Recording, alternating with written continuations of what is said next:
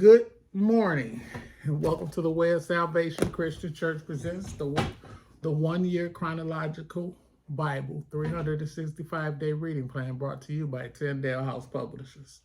I am Minister Jewett Peterson, and today is March 28th. It is the 5th day of the week, and it is 9:46 a.m. And today we'll be reading from day 170 of our plan. And day 170 consists of 2 Kings chapter 13, verses 1 through 11, 2 Kings chapter 12, verses 17 through 21, 2 Chronicles chapter 24, verses 23 through 27, and 2 Kings chapter 13, verses 14 through 25. And we will be reading from the New Living Translation of the Bible. And the Word of God says in 2 Kings chapter 13, starting at verse 1, Jehoahaz, son of Jehu, began to rule over Israel in the 23rd year of King Joash's reign in Judah. He reigned in Samaria 17 years, but he did what was evil in the Lord's sight. He followed the example of Jeroboam, son of Nebat, continuing the sins that Jeroboam had led Israel to commit. So the Lord was very angry with Israel, and he allowed King Hazael of Aram and his son Ben-Hadad to defeat them repeatedly. Then Jehoahaz prayed for the Lord's help, and the Lord heard his prayer, for he could see how severely the king of Aram was oppressing Israel. So the Lord provided someone to rescue the Israelites from the tyranny of the Arameans. Then Israel lived in safety again as they had in former days. But they continued to sin, following the evil example of Jeroboam. They also allowed the Asherah pole in Samaria to remain standing. Finally, Jehoahaz's army was reduced to 50 charioteers, 10 chariots, and 10,000 foot soldiers. The king of Aram had killed the others, trampling them like dust under his feet. And the rest of the events in Jehoahaz's reign, everything he did and the extent of his power are recorded in the book of the history of the kings of Israel. When Jehoahaz died, he was buried in Samaria. Then his son Jehoash became the next king. Jehoash, son of Jehoahaz, began to rule over Israel in the 37th year of King Joash's reign in Judah. He reigned in Samaria 16 years, but he did what was evil in the Lord's sight. He refused to turn from the sins that Jeroboam, son of Nebat, had led Israel to commit. 2 Kings chapter 12, we're starting at verse 17. About this time, King Hazael of Aram went up to war against Gath and captured it. Then he turned to attack Jerusalem. King Joash collected all the sacred objects that Jehoshaphat, Jehoram, and Ahaziah, the previous kings of Judah, had dedicated, along with what he himself has dedicated.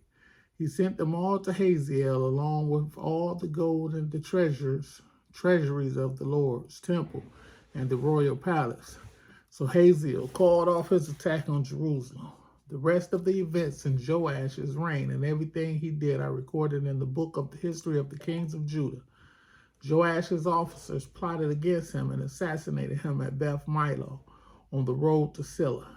The assassins were Jozachar,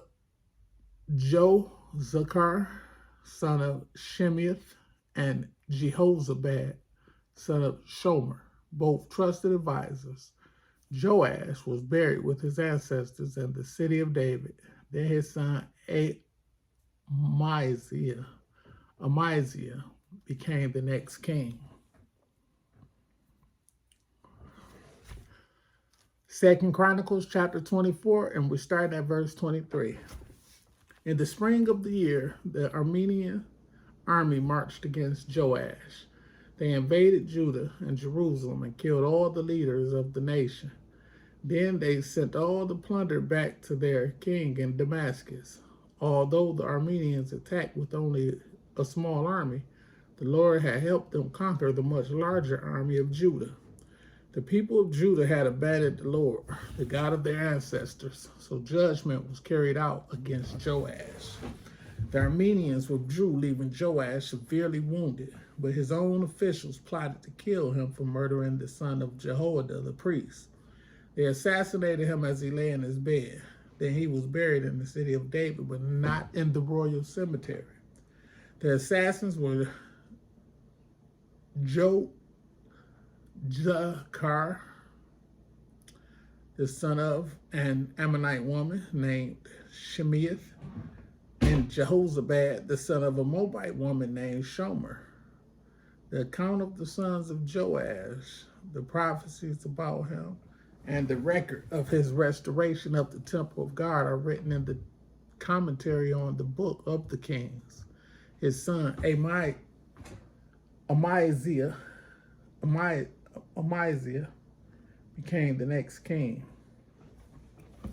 2 Kings chapter 13, verses 14, starting at verse 14. When Elisha was in his last illness, King Jehoash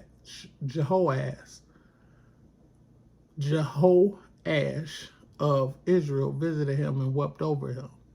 My father, I see the chariots and the charioteers of Israel, he cried. Elijah told him, get a bow and some arrows, and the king did as he was told. Elijah told him, put your hand on the bow, and Elijah laid his hand on the king's hands. Then he commanded, open that eastern window, and he opened it. Then he shouted, shoot. So he shot an arrow. Elisha proclaimed, this is the Lord's arrow, an arrow of victory over Aram. You will completely conquer the Arameans at Aphek. Then he said, now pick up the other arrows and strike them against the ground. So the king picked them up and struck the ground 3 times. But the man of God was angry with him. You should have struck the ground 5 or 6 times, he exclaimed. Then you would have beaten Aram until it was entirely destroyed.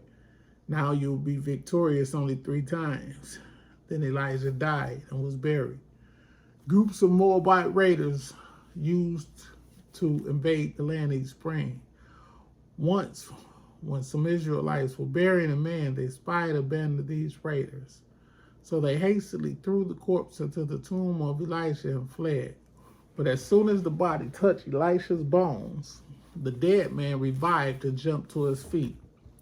King Hazael of Aram had oppressed Israel during the entire reign of King Jehoahaz.